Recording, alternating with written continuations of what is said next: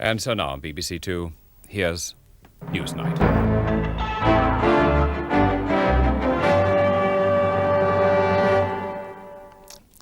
In perhaps the most alarming diplomatic incident since the Second World War, a Russian MiG fighter has shot down a civilian airliner. At the height of the Cold War, passenger plane Korean Airlines Flight 007 departed from New York City, flying west, destined for Seoul in South Korea. Around 10 minutes after routine refuelling in Anchorage, Alaska, what's been quoted as a navigational mistake meant that the plane left its planned flight path and strayed onto a course slightly further north than expected. It continued on this heading for a further 5.5 hours, crossing the international dateline and eventually moving into prohibited airspace above the USSR, hundreds of miles off course and directly above some of the most sensitive military installations in the Soviet forward defence system. The plane was shot at by the Soviet air forces, making contact with the aircraft's tail and disabling its controls.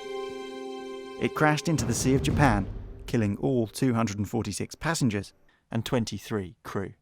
It became one of the most hot-blooded moments of the Cold War. My fellow Americans, I'm coming before you tonight about the Korean airline massacre. Investigations found that the aircraft's autopilot was set incorrectly, and because it diverged so considerably from its planned route, it found itself too far away from stations on the ground which it could have contacted to check where it was. The following investigation also found that the airliner did not send an SOS signal, which would have sounded like this in traditional Morse code.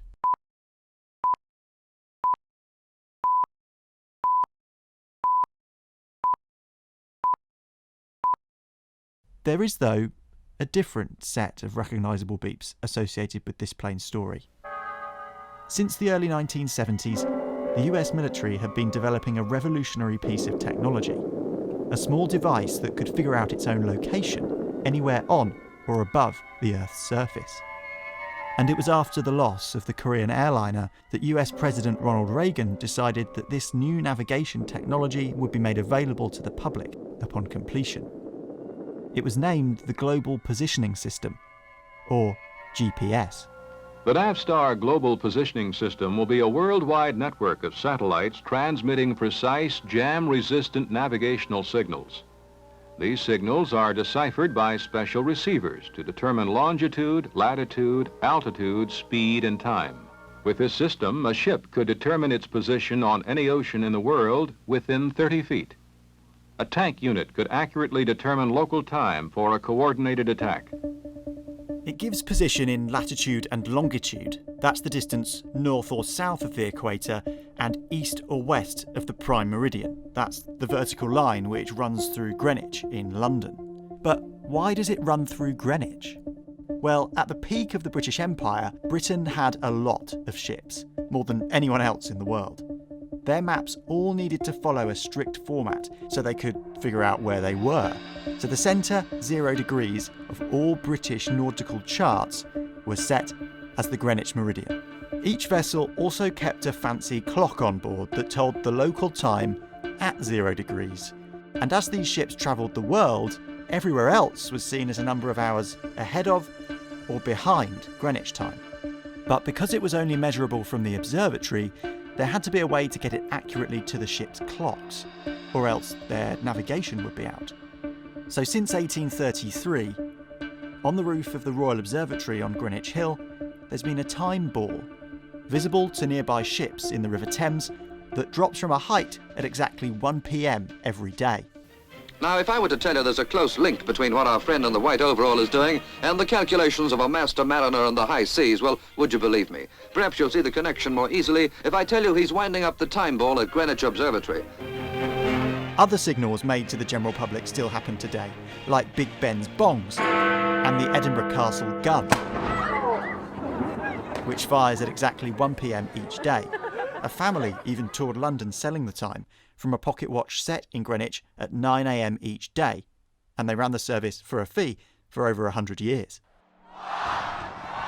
To bring in the new year in 1923, the BBC ran an experiment to broadcast the midnight bongs of Big Ben on the radio. It was a bonging success and led to the first fully accessible time signal being broadcast the following year, less than 2 years after the BBC was founded. It was called the Greenwich time signal and has since been made available every hour by the BBC. Today, it sounds like this.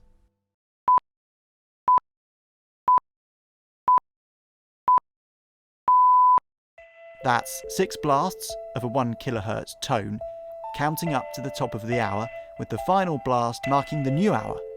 You didn't need to be near a cannon or a massive bell to hear this. You could have accurate Greenwich Mean Time literally anywhere that you had a radio. All pretty straightforward. But the Greenwich time signal is the formal name. They've come to be affectionately known as the Pips, and have become a core, symbolic part of the BBC to audiences worldwide. So I went to visit the one man who could tell me the most about their culture. The king of old school radio, Tony Blackburn.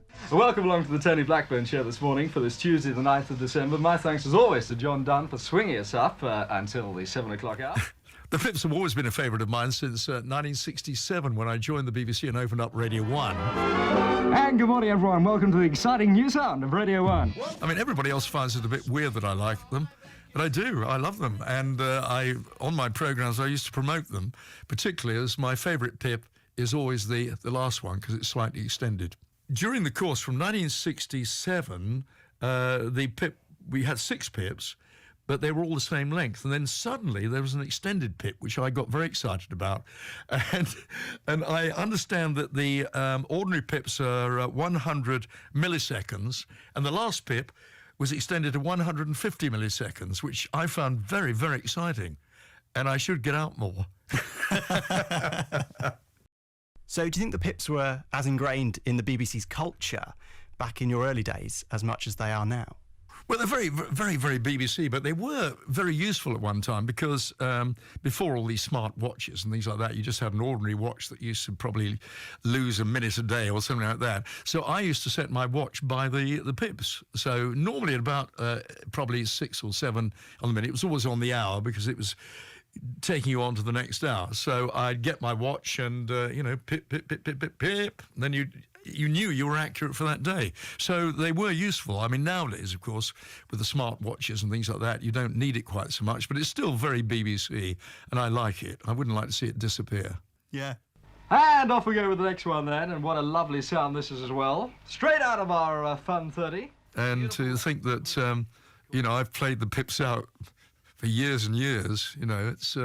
I've always wondered in a strange sort of way in modern days why they're there, but they've always just remained there. And with the BBC, what quite often happens is that you get the Pips at the end of your programme, and then you say, what really is the point of this now? Because we've got so much more better timepieces and things like that. But nobody can answer the question, but they just keep it going. And so that's what happens, and I love it. I think it's great. Tony said that he used to set his watch by the Pips, but at that time, could you really trust them? Well, yes, more than pretty much anything else. They were generated by a purpose-built clock in the Greenwich Observatory itself and sent down a telephone line directly to the BBC. The clock, known as the Pip clock, was created by Dent of London, who were also responsible for the clocks on the Elizabeth Tower, the one with the Big Ben bell inside, the clock at London's St Pancras Station, and Winston Churchill's first ever timepiece, amongst others. The original clock still sits in the museum at the Royal Observatory, but the system had some upgrades over time. It got considerably bigger in the 1960s when time began to be measured using atomic clocks rather than the stars. Atomic clocks keep incredibly accurate time by using a reference for the length of a second. The most common example of this is how long it takes a cesium atom of isotope 133 at rest at a temperature of 0 Kelvin to oscillate exactly 9,192,631,770 times. Anyway, in 1990, this big blue beast of a machine transmitted its last Pips from the Royal Observatory and now resides in the Science Museum. Since then, the BBC has created its own Pips from a machine deep inside Broadcasting House. But they're still generated completely accurately, thanks to Korean Airlines Flight 007. Today, Broadcasting House uses GPS receivers, not to check where it is, but to synchronise its very own atomic clock, which feeds into this nondescript grey box, with arguably the most important job, generating the very tones that you hear on the radio.